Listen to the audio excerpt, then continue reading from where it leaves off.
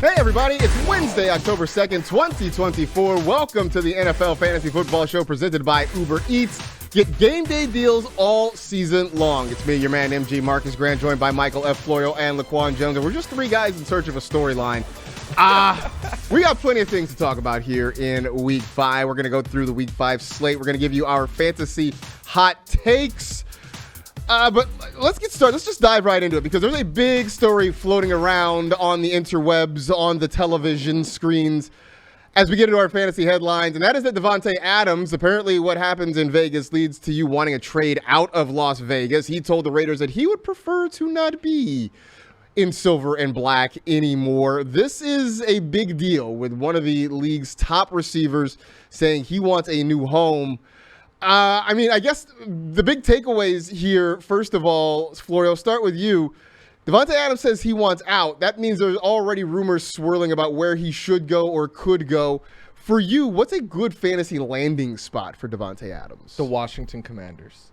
Because I love Jaden Daniels, and he is playing extremely well right now. And if you could put him and Terry McLaurin opposite of one another, now you're cooking with fire. But there's a lot of good target options. Like the Steelers are one that makes sense. Obviously, he's always going to be tied to the Jets because of Aaron Rodgers. That wouldn't be great for Garrett Wilson. But for Devante, that would be a good thing because we know the chemistry that him and Rodgers has. So there's a number of spots. The only thing is, if you have a receiver on a team, you don't want Devante to go there because he's going to take a lot of targets. Yeah, I mean, I've heard the Jets. Obviously, you mentioned the Aaron Rodgers connection. Maybe the Saints, so he can be paired up with his boy Derek Carr again down there in New Orleans. I threw out sort of as a joke last week. It's going to be all fun and games until he gets traded to the Chiefs, which got a lot of Raider fans, Charger fans, Bronco fans saying they'll never trade him within the division. They can't, right? Here's the thing, and here's the thing. I mean, everybody says that, right? But if you are the Raiders and the Chiefs give you the best offer, you're not competing with the Chiefs. You're not pushing for a playoff spot. Like, they're in your division, but you're not really competing with the Chiefs right now. Do you want the face of your franchise to now go win a Super Bowl with your rival? You're not winning a Super Bowl with them? Why You're do you not, care? but I'm a petty guy. If I might not be winning, but I don't want you to win either. If the Chiefs can set you up with a package that sets you up for success down the road, don't you just not look at the name on the front of the jersey and just sort of move on with it? I don't know. I'm too petty. Absolutely. Your fans are going to be absolutely not. Your fans are going to be heated for a minute, and then when all of a sudden you have like your franchise quarterback and you're winning, they'll forget all about it. They will. You will never not see though a picture of Adams holding up the Lombardi if they win one. If they win, which is if they why win. would you gift them that? Why would you help your ops out? That's basically I don't know. the situation. Ask the Buffalo Bills. Like they keep helping out the Chiefs. So they keep helping. Yeah. It's But not a good strategy, I'll tell you that. Let's get back to the Raiders, though, Laquan, because if they move on from Devante Adams, which right now signs point to it's happening, is there a receiver I know we all know Brock Bowers is that dude. Like, aside from him, is there a receiver you want there in Las Vegas? There's a couple, actually. There's Trey Tucker that I talked about, earlier this week, where he's averaging 19 fantasy points per game in the last 2 games. Like, he has big play upside. Like, if you're looking for that boom off of your bench, he could be a guy. But most importantly, Jacoby Myers, he's been a wide receiver 1 for a struggling offense once upon a time. Like, this is kind of just who he is right now. And he's always been a reliable target coming out of that slot where you could depend on him. Right now, he's sitting with a 70% catch rate. Like, this guy has always been somebody that Mac Jones can lean on to get them out of trouble. And this could be that same situation with Gardner Minshew. So Jacoby Myers season long, I like his upside to be a solid wide receiver 3/flex. Yeah, it's funny you talk about him being a number 1 receiver on a bad offense. Like I imagine him like the James Franco first time, like him looking around the rest of the time? No, we've been here before. Looking around the rest of the Raiders receivers, like this is this is what I do. Yeah. This is what I am. So I do like the Trey Tucker thing though. You know who the real winner in all this though is? The Green Bay Packers. Because they don't got to hear the Rodgers drama no more. They don't got to hear the Devante Adams drama no more. But they got great wide receivers and a great quarterback. Sitting there unbothered with Jordan Love and Jaden Reed. Absolutely. Let's get into the Week 5 previews because we got bye weeks. The Lions, the Chargers, the Eagles, and the Titans all have the week off, so a number of key fantasy players not available to you. We'll start with Thursday Night Football. Bucs at the Falcons, 8:20 Eastern on Amazon Prime. Laquan, Bucky Irving is the new hotness in these fantasy streets, but it is a Thursday night, so are you starting him, yay or nay? Yay. I think this is an opportunity for Bucky to take the job and run away with it. I think a lot of situations right now for some fantasy managers is that you're dealing with the bye week and you're dealing with some injuries at the running back position. I know me personally concerned with JT with that high ankle sprain over there in Indy. So it's like Bucky Irvin is hot right now to where he had a season high of routes ran and in snaps. So therefore, this may be a slow burn, but this could be the game he could really pull away. Him having the same exact stats as Rachaad White on the ground last week doesn't really scream like he's running away with the job, but this matchup against the Falcons, they're not a top elite defense on the ground when it comes to that, and they also have their starting middle linebacker dealing with some injury right now, so this could be an opportunity where he can maximize his touches, maximize his fantasy ceiling as well in this game, and show up and show out and put some big points on the board. I believe pretty much everything you just said. I'm still scared to start him on a Thursday night. It's just because it's Thursday night, right? It's Thursday. And I get it. The scariest night of all fantasy. I get it. It's Thursday night, and Todd Bowles and the offense, they don't seem like they want to completely get away from Rachaad White. Yeah. So I feel like he's just going to get, but I think everything else you said is spot on. I think there's an opportunity for him to start to open up the gap there. I just, the last thing I get it. The last thing I wanted to put him in the lineup and get 9. And then just sit there. Yeah, that's not what we're looking for. Being just steamed all weekend long. But the Sunday slate starts early in Week 5 because we got a game in jolly old England over in London town. Jets Vikings, 9:30 a.m. Eastern. You can see that game on NFL Network. Sam Darnold has been on fire. Leads the NFL in touchdown passes, which is not a sentence I thought I was going to say heading into Week 5. Nice. The Jets defense, though, it is still very good. Can you trust Sam Darnold this week, Florio? No, I would ideally try to get away from him if possible. I know some of you out there might just be like, well, he's my best option. He's playing so hot. I'm going to stick with him. Sure, you can choose to do that, but we've seen stories like this before where a player is just red hot and then they face one of the best defenses in the league and it comes to a crashing halt. I'm not saying like Sam Darnold is done for or anything like that, but the Jets defense is still elite. They have allowed the second fewest passing yards and only 2 passing touchdowns all year. We still have Sauce Gardner out there and DJ Reed, who's going to make life very tough on those Vikings wide receivers. I think a lot of the credit here goes to KOC and everything, and he's still going to be, doing his thing. But this Jets defense, this just seems like one that'll kind of punch him in the mouth and slow this offense down. I love the audible gasp from Laquan when he said no. Can I pull a rank real quick? Can I blow the rundown? Hot take: Sam Darnold is going to light up the Jets defense, across the pond, just being with the drama that their Jersey Shore storyline that Robert Saleh and Aaron Rodgers have right now, trying to figure out the cadence of the offense. But the Jets defense haven't faced any real quarterbacks in the last couple of weeks. You got Brock Purdy week 1. Okay, that's a preseason game, but Will Levis, Jacoby Brissett, and Bo Nix, this isn't a defense that I think is scary. It looks scary on paper, but they really haven't faced somebody like Sam Darnold, who's been playing his best football this season with an incomplete offense. They have faced good quarterbacks the last 2 years. This defense Sam Darnold is on a legendary run right now, Mike. I just can't test his chin. I can't do it. I love this Jersey Shore storyline. So right now it's for Rodgers and Saleh, it's GTL, gripe, trouble, and lose. Is that where we are right now? Is that where we are right now with those guys? Yeah, that's where we're at. Ravens at the Bengals. Laquan, you talked about Bucky Irving maybe taking over in the backfield there in Tampa. Is there a backfield takeover in progress in Cincinnati? Because we saw a lot more Chase Brown last week. Is Zach Moss's gig in trouble there? Wow, this is actually interesting. I would say, if Zach Moss only had 5 touches and a donut party, but he didn't. He actually had a good week. He had 17 fantasy points. So, like, I think what really happened is that Chase Brown's actually, he found the right game to maximize his opportunities and actually jump on and find the end zone twice. So everything is just going right for the Bengals right now in the run game if you have this 1-2 punch in Zach Moss and Chase Brown. And I think last week we have to also, chalk it up. It was the Panthers, but it's not something that I think it's going to happen like immediately this week, but it's something that you just keep your eye on. Like, but as of right now, I'm not like fully chasing the Chase Brown train right now as a guy that's going to be taking over the backfield. I am hoping that Chase Brown starts to take over a little bit more, basically just to confirm my priors, because he was a guy that I drafted a lot of in the preseason. So we'll see what happens. I do think the gap's going to close a little bit more, especially because Chase Brown is more effective in the passing game than Zach Moss is. Bills at the Texans. Floria, you've talked about the Bills secondary. How worried are you about Nico Collins this week?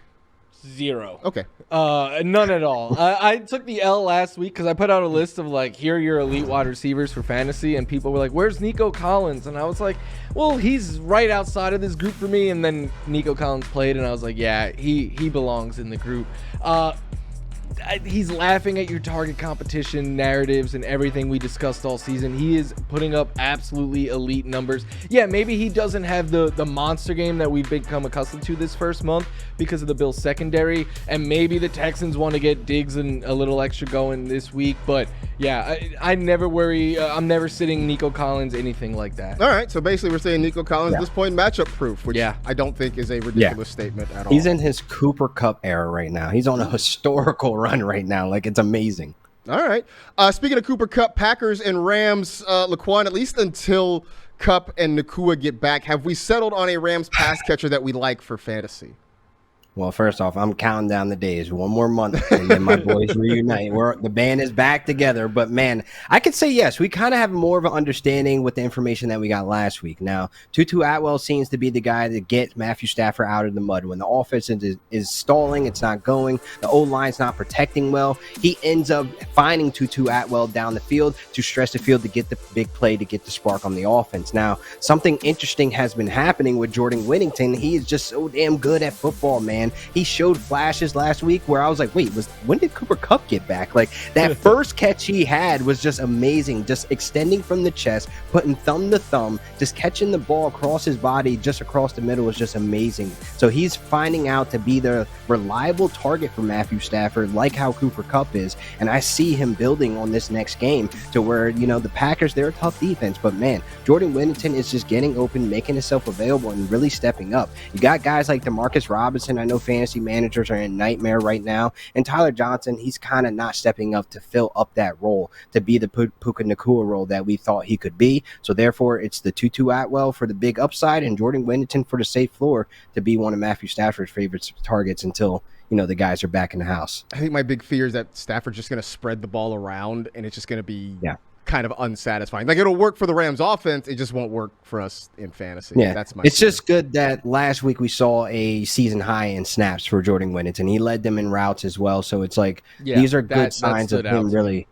Yeah, that's a good sign that he's going to be one of the guys you need to have on your roster for the next month. There it is. Speaking of guys you want to have on your roster, it is time for Is It In You, fueled by Gatorade. Talking about some sleepers we're looking for in Week 5. Laquan, who do you like as a sleeper this week?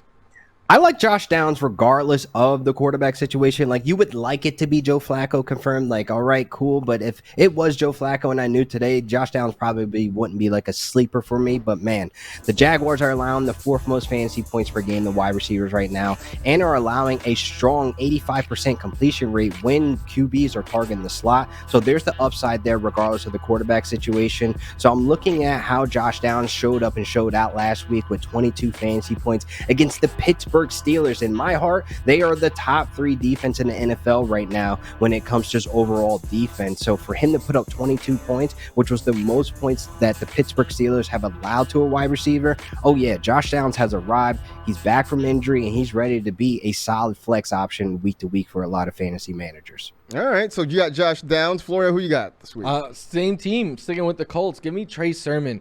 Obviously, this is dependent on what happens with Jonathan Taylor, but any anytime I hear high ankle sprain, alarm bells start going off in my head, especially because Taylor has missed time in the past due to ankle issues. Sermon, look, you see him right there getting the goal line push. I laughed at that one because I don't think his feet were even on the ground when he got it pushed into the end zone. But it's about the matchup as well. The Jags have allowed the 7th most fantasy points per game to running backs. They're in the top 4 in catches and receiving yards allowed. And if it's Joe Flacco playing, maybe you get a couple more dump-offs. If it's Anthony Richardson, we know how dynamic that run game can be there. So I have a lot of teams where I either went 0 RB or I went like hero RB and built around Isaiah Pacheco. It's pretty ugly right now. So week to week, I got to look for guys like this who are getting the opportunity. And if he does, I'm starting him in a handful of leagues. So I didn't get the memo that we had to pick a Colt. So I instead went with Devante Williams as my sleeper for the week. I know the numbers haven't been great. The Bronco offense hasn't been great, but the metrics and the foundational stuff is good. He's on the field a ton. He leads the team in rushing attempts. He's heavily involved in the passing game, running a ton of routes. And he's got a good matchup this week against a Raider defense that has been very soft, giving up more than 5 yards per carry, nearly 6 yards per reception to the running back position. So I think they can get some short throws involved because we know Bo Nix is not pushing the ball downfield. So Devante Williams getting that underneath stuff I think is going to go a long way toward helping out his week. We got plenty more to dive into on this show. We're going to have some hot starts for the week, as well as looking at the rest, or at least the other big games in the Week 5 slate. Stick around for more of the NFL Fantasy Football Show.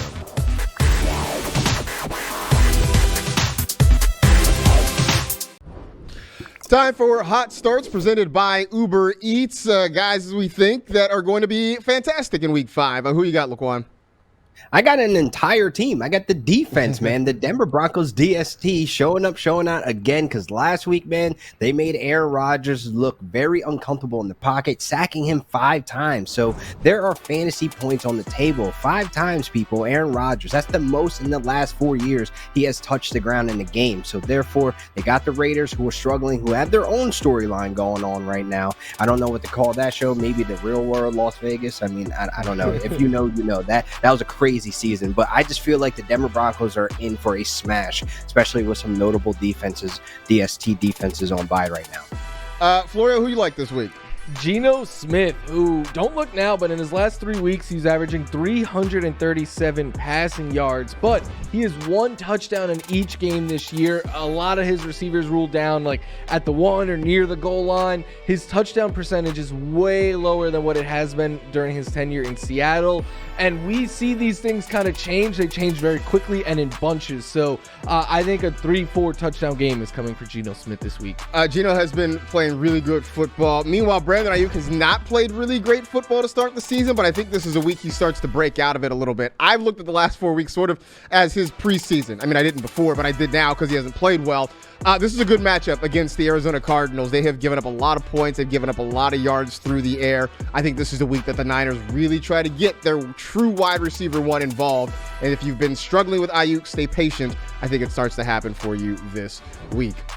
Back to some game previews. Speaking of the Cardinals at the 49ers, Laquan, I know it hasn't been great for your boy Greg Dortch. Are we off the search for a wide receiver 2 in Arizona now?